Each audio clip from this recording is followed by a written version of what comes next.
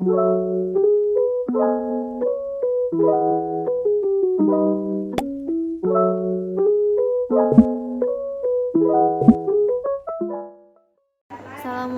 warahmatullahi wabarakatuh. Saya Cindy Aurelia Nabila, NIM 2100243, berasal dari Prodi Administrasi Pendidikan. Di sini saya membacakan mengenai isi video manajemen humas yang saya ringkas mengenai sejarah perkembangan public relation di dunia dan di Indonesia.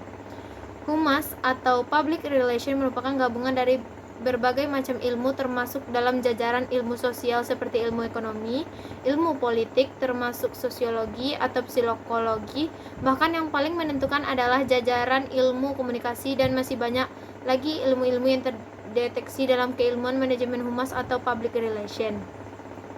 Ilmu dari public relation muncul dari abad 20, tepatnya di negara Amerika Serikat dan berkembangnya di Amerika pada abad ke-20. Humas lahir saat itu karena adanya kemajuan dalam berbagai bidang kehidupan, adanya kemajuan yang merupakan kekuatan dari masyarakat yang memisahkan manusia ke dalam kelompok-kelompok dengan tujuan yang berbeda-beda.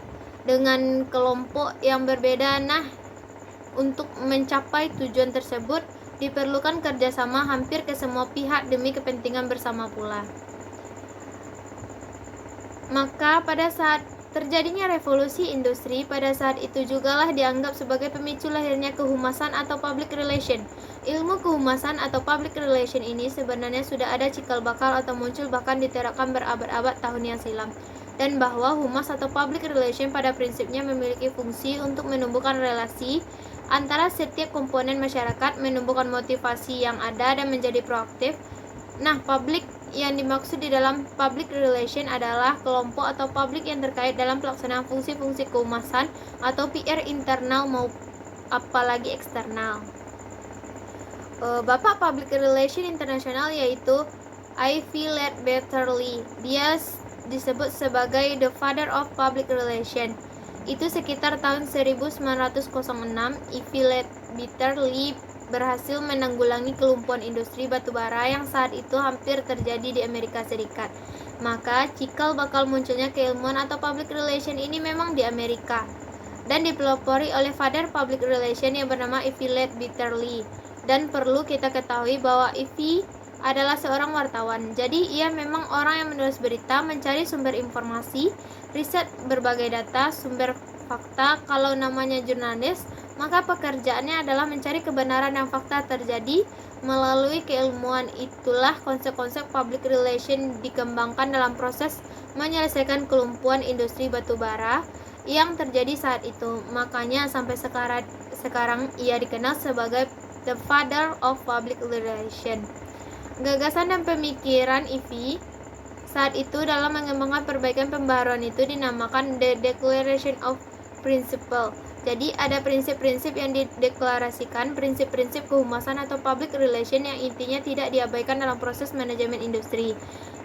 Artinya pada saat itu yang namanya ada batasnya luar biasa antara manajemen pengambilan kebijakan dengan level mereka yang disebut sebagai buruh atau masyarakat level kesekian, padahal yang dianggap yang menjadi pelaku atau pembuat produk yang membuat level atas pembuatan kebijakan ini menjadi kaya raya justru ada di level bawah, yaitu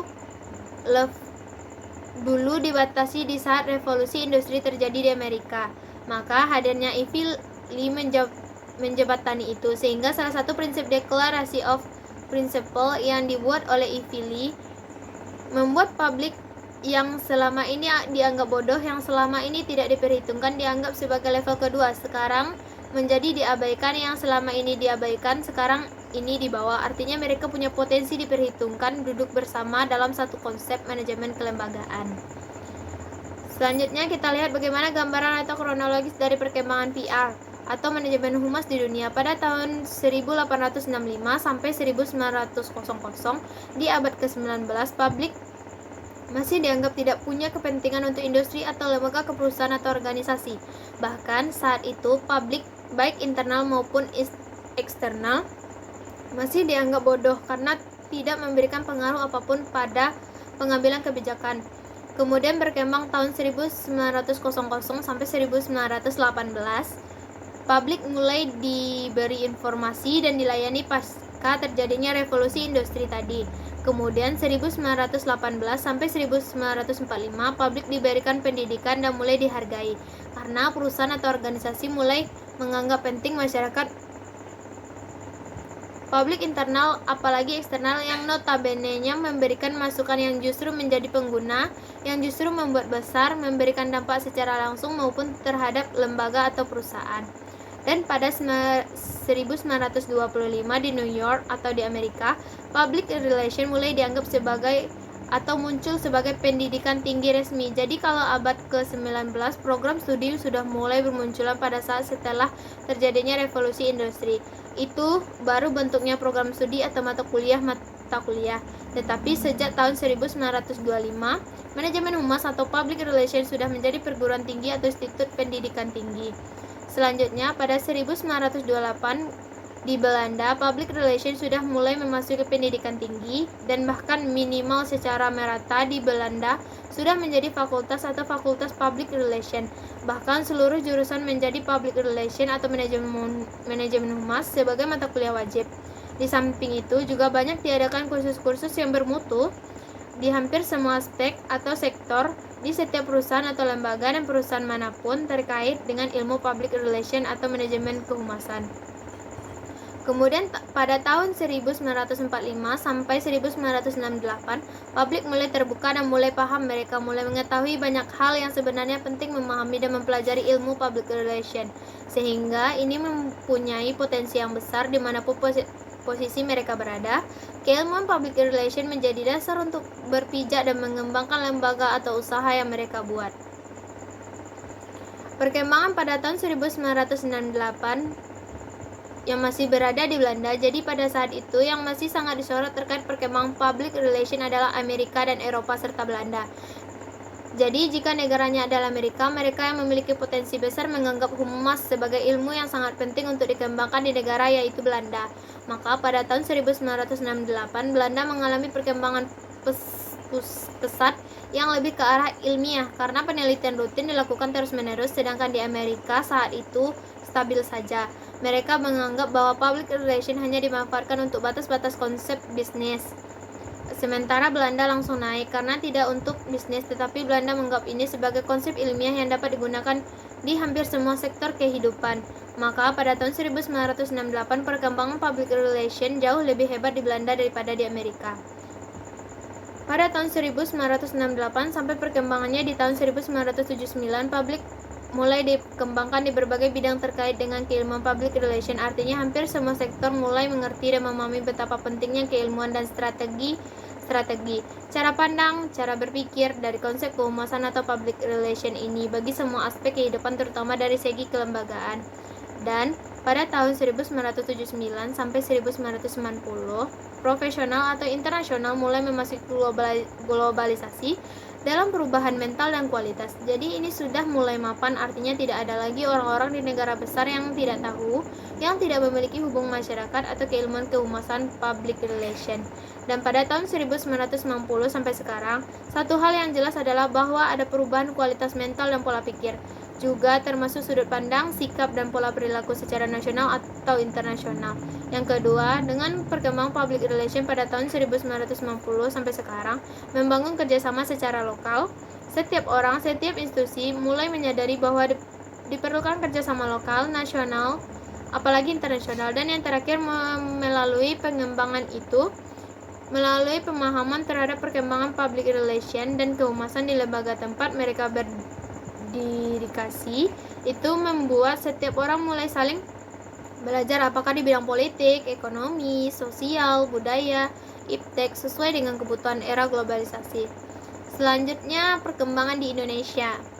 Pada saat orang mulai mengenal public relation di tahun 1800-an, kita baru paham atau mulai masuk ke Indonesia dan berkembangnya pada tahun 1944. Pada saat Alwi Dahlan pada konveksi kehumasan pada tahun 1944. Artinya pada saat itulah sejarah kehumasan Indonesia per tanggal 8 Agustus 1945 ketika Bung Karno memutuskan untuk menunda sidang PPKI ketika memberikan keterangan melalui pers. Artinya, pada saat itu disinyalir dengan memanfaatkan pers sebagai salah satu sumbu dari keilmuan public relation bahwa di Indonesia sudah mulai memahami artinya pentingnya public relation. Sehingga proses negosiasi yang akan disampaikan Bung Karno saat itu yaitu melalui sidang PPKI yang ditunda dan kemudian tidak disampaikan secara langsung melainkan melalui Dewan Pers atau siaran pers mengenai pemilihan presiden. Sebelum waktu itu Bung Karno dan timnya merumuskan Undang-Undang Dasar. Pada saat itulah sebenarnya mulai digarisbawahi bahwa Indonesia mulai dikenal perkembangan public relation di Indonesia. Menurut M. Linggar menyatakan bahwa praktik kehumasan sebenarnya sudah ada sejak zaman Mataram. Sudah ada sejak Penembahan Senopati yang mengumumkan bahwa dia dan keturunannya adalah pasangan dan mendapatkan perlindungan dari Ratu Laut Selatan Nyi Roro Kidul. Dalam keotentikan sejarah, maka humas atau public relation otentik berkembang dan muncul sejak proklamasi 17 Agustus 1945. Kemudian pada saat itu juga proyek pencusuar berbentuk citra dengan adanya Radio Republik Indonesia atau RRI pada waktu itu dan TVRI disiarkan melalui Radio Republik Indonesia dan TVRI terkait dengan proklamasi 17 Agustus 1945. Pasca proklamasi tahun 1945 dengan memanfaatkan banyak sekali media khususnya radio dan televisi, kemudian pada tahun 1962 dianggap sebagai cikal bakal pembentukan humas di Indonesia. Secara resmi melalui Presidium Kabinet Perdana Menteri Juanda. Jadi cikal bakal pembentukan humas secara resmi di tahun 1962 mulai Presidium Kabinet Perdana Menteri Juanda pada tahun 1967. Kemudian yang berkembang hingga 1971 membentuk satu wadah berupa Badan Koordinasi Kehumasan Pemerintah. Dan tahun 1967 juga didirikan koordinasi antara humas, departemen atau lembaga tinggi negara yang disingkat dengan BAKON atau Badan Koordinasi Antara Humas, departemen atau lembaga tinggi negara. Jadi perkembangan mulai dianggap sebagai cikal bakal terbentuknya humas di Indonesia yaitu pada tahun 1962, tahun 1972, 10 tahun setelah itu sampai 93 muncullah PR di kalangan profesional pada lembaga-lembaga swasta yang ditandai dengan didirinya satu wadah profesi humas yaitu perhumasan pada 15 Desember 1972 dan pendirinya adalah Wardiman Joyodiningrat, Marah Yunus, Nana Sutresna dan ketuanya adalah Marah Yunus. Di tanggal 10 April 1987 di Jakarta dibentuk satu wadah profesi namanya APRI, Asosiasi Perusahaan Public Relation Independen. Ini merupakan wadah profesi berbentuk organisasi dari perusahaan yang independen yang bertujuan satu mewujudkan fungsi PR yang jujur, bertanggung jawab, memiliki kode etik yang jelas. Kedua, memberikan informasi kepada klien bahwa APRI memberikan nasihat dalam PR. Yang ketiga, mengembangkan kepercayaan umum atau PR pada masyarakat. Pada tanggal 27 November 1995 juga dianggap sebagai titik berkembangnya PR di Indonesia dengan dibentuknya Himpunan Humas Hotel Berbintang. Perkembangan public relation dalam sektor atau tahap demi tahap sebagai sebuah kajian ilmu. Sebagai kajian ilmu, PR melahirkan sebuah teori dan paradigma termasuk konsep ilmu PR itu sendiri. Sedangkan sebagai profesi, PR itu adalah alat atau fungsi untuk kegiatan yang bersifat praktis. Sebagai kajian ilmu, PR melahirkan banyak teori, melahirkan paradigma dan konsep-konsep keilmuan terkait dengan PR. Sedangkan dengan profesi, PR adalah alat atau fungsi untuk kegiatan yang bersifat praktis. PR sebagai profesi itu menjadi seni yang dapat digunakan secara praktis oleh praktisi PR, dan PR praktis ini melahirkan profesi PR seperti hal yang profesi-profesi lainnya, sehingga PR bisa dinyatakan sebagai sebuah payung yang mencangkup berbagai area. Sekian penyampaian ringkasan dari saya. Kalau ada kata-kata yang salah mohon dimaafkan. Assalamualaikum warahmatullahi wabarakatuh.